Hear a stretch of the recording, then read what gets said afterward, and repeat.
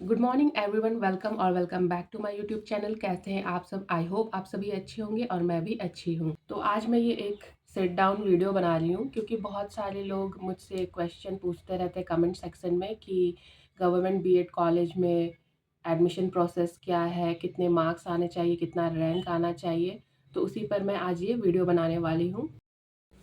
जैसा कि अभी-अभी बीएड एंट्रेंस एग्ज़ाम हुआ है और आप लोग एग्ज़ाम के रिज़ल्ट का वेट कर रहे हैं और बहुत सारे लोग गवर्नमेंट कॉलेज में एडमिशन लेना भी चाहते होंगे। तो मैं उन्हीं जो क्वेश्चन जो आप लोगों ने ही कमेंट में पूछा है मुझे बार-बार, तो उन्हीं के कुछ सवालों का जवाब दूँगी।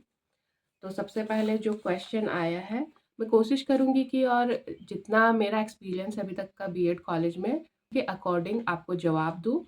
आई होप ये सब आपके लिए हेल्पफुल हो। ठीक है, तो शुरू करते हैं। पहला क्वेश्चन जो बहुत लोगों ने बार-बार पूछा है उससे।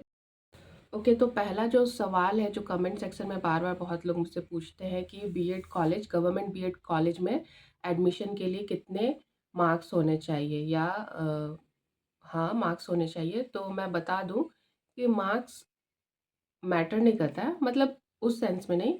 अ, मेरा जो पिछले बार का बीएड एग्ज़ाम था उसमें जो हाईएस्ट मार्क्स था, मुझे जहाँ तक याद है 97 था।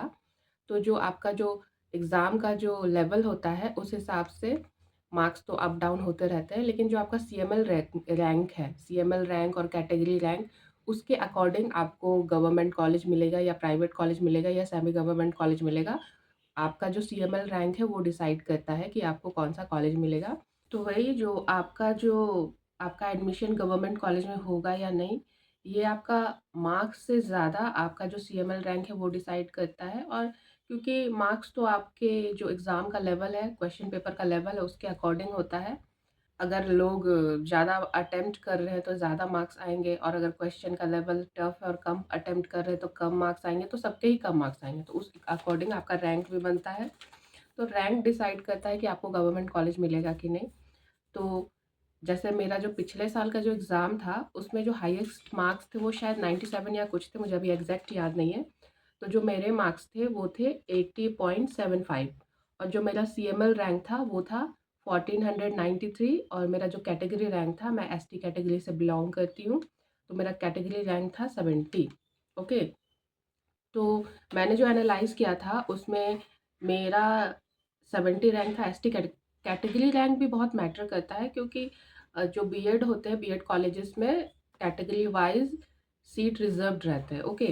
तो मेरा जो कैटेगरी एसटी है उसमें हर जो आपका कॉलेज है उसमें शायद 23 सीट्स रहते हैं, और टिप ट्राइब के लिए भी सीट्स रिज़र्व्ड रहते हैं।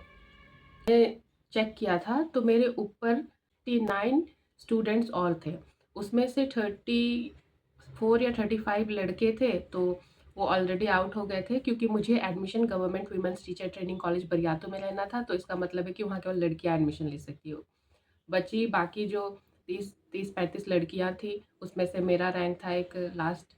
तो उसमें से सबको ही government women teachers training college Bariatu जाना है, ये तो ज़रूरी नहीं था क्योंकि बहुत लोग ने हजारीबाग गवर्नमेंट कॉलेज भी चूज़ किया था, और बहुत लोग ज़रूरी नहीं कि गवर्नमेंट कॉलेज में ही जाना चाहें। बहुत लोगों को जेवीएल वेवीएल जाना होता है, दूसरे अच्छे कॉलेजेस जाने होते हैं, तो वो लोगों ने वो चुन लिया होगा। इसलिए मेरा फर्स्ट काउंसलिंग में ही government women's teacher training college Bariatu में हो गया था। तो इसीलिए जो लोग पूछ रहे थे कि कितना मार्क्स आना चाहिए गवर्नमेंट कॉलेज में एडमिशन के लिए, तो मैं आप लोगों को बता दूं कि मार्क्स उतना नहीं मैटर करता है। आपका मैटर करता है कि आपका रैंक क्या है, सीएमएल रैंक क्या है, उससे ज़्यादा आपका कैटेगरी रैंक क्या है, वो मैटर करता है। ठीक है, तो ये हो गया आपके क्वेश्चन का जवाब। आशा करती हूँ कि आपको समझ में आया होगा कि क्या मैटर करता है, रैंक या मार्क्स। और फिर उसके बाद क्वेश्चन था गवर्नमेंट कॉलेज को लेकर के कि क्या government women's teacher training college Bariatu में हॉस्टल है। तो मैं आप लोगों को बता दूं कि हाँ, हॉस्टल तो है। वो बहुत अच्छा हॉस्टल है, बहुत बड़ा हॉस्टल है, लेकिन वहाँ कोई रहता नहीं है, कभी कोई रहा नहीं है क्योंकि कोई सिक्योरिटी नहीं है, कुछ मैनेजमेंट नहीं है, कभी कोई वहाँ रहा ही नहीं है। मतलब एक खंडर जैसा बन गया है। कॉलेज कैंपस में ही हॉस्टल है बहुत बड़ा। जब हम शुरू कॉलेज में एडमिशन हुआ था हमारा, तो हम देखने गए थे, हम लोग को मैम ही ले गई थी कि देखो ऐसा है। तो फिर वही कि हॉस्टल है लेकिन नहीं चलता है, चालू कंडीशन में नहीं है। ठीक है। उसके बाद नेक्स्ट क्वेश्चन पूछा है बहुत से लोगों ने कि government women's teacher training college का टाइमिंग क्या है। टाइमिंग क्या है तो मैं बता दूं आप लोगों को कि मैं 10:30 तक हम लोगों को कॉलेज पहुंच जाना होता है। 10:30 में हम लोग का प्रेयर होता है, असेंबली होता है, और उसके बाद हम लोग का छुट्टी 4 बजे होता है। 4 बजे होता है और सैटरडे को हमारा 2 बजे छुट्टी हो जाता है। तो यही था हम लोग का कॉलेज टाइमिंग है। और इसके अलावा बहुत लोगों ने मुझे पूछा है कि क्या क्लासेस रेगुलर होती है। तो हाँ, क्लासेस रेगुलर होती है और आपका अटेंडेंस 80% होना बहुत ज़रूरी है।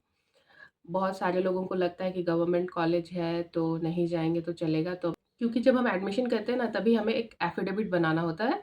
नॉर्मल एफिडेविट नहीं होता है, वो मजिस्ट्रेट के पास वाला एफिडेविट होता है। मजिस्ट्रेट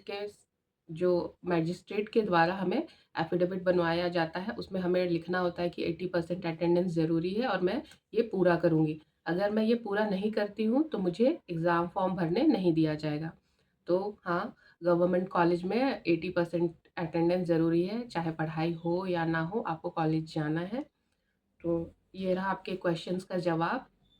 आई होप आप लोगों को समझ में आ गया होगा कि क्या है। अगर आप लोगों को ये भी जानना है कि क्या-क्या सर्टिफ़िकेट लगते हैं और क्या-क्या प्रोसेस है डिटेल में, तो आप मुझे कमेंट करके पूछ सकते हैं। मैं कोशिश करूँगी कि आप लोगों के हर सवाल का जवाब दूँ, जिससे आप लोगों को क्लियर हो सके कि गवर्नमेंट कॉलेज में एडमिशन कैसा प्रोसेस है।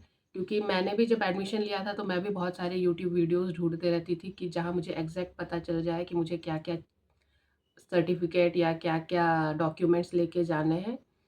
तो ठीक है, इस वीडियो में इतना ही। फिर मिलते हैं आप लोगों से नेक्स्ट वीडियो में। तब तक के लिए बाय, जोहार, धन्यवाद।